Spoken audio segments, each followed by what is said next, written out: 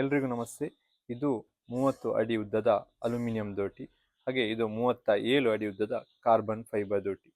30 ಅಡಿ ಉದ್ದದ ಅಲ್ಯೂಮಿನಿಯಂ ದೋಟಿಯನ್ನು ನೀವು 6 ಅಡಿಯಿಂದ ಅಂದರೆ ನಿಂತ ಜಾಗದಲ್ಲಿ 30 ಅಡಿವರೆಗೆ ಆರಾಮವಾಗಿ ಎತ್ತರಿಸಬಹುದು ಮತ್ತು ಇದರ ತೂಕ ಕೇವಲ 3 kg ಮಾತ್ರ. ಈ 30 ಅಡಿ ಉದ್ದದ ದೋಟಿಯಲ್ಲಿ ನೀವು ವಿಶೇಷ ನಾಜಿಲ್ನ ಮುಖಾಂತರ 60 ಅಡಿವರೆಗೆ ಆರಾಮವಾಗಿ ಸ್ಪ್ರೇ ಮಾಡಬಹುದು ಮತ್ತು ಯಾವುದೇ ಆ್ಯಂಗಲ್ನಲ್ಲಿ ಕೂಡ ಶೇಕಿಂಗ್ ಅಥವಾ ಪಲುಕುವುದು ಬಹಳಷ್ಟು ಕಮ್ಮಿ ಇರುವ ಕಾರಣ ಯಾವುದೇ ಆ್ಯಂಗಲ್ನಲ್ಲಿ ಸುಲಭವಾಗಿ ನೀವು ಮದ್ದನ್ನು ಸ್ಪ್ರೇ ಮಾಡಿಕೊಳ್ಬಹುದು.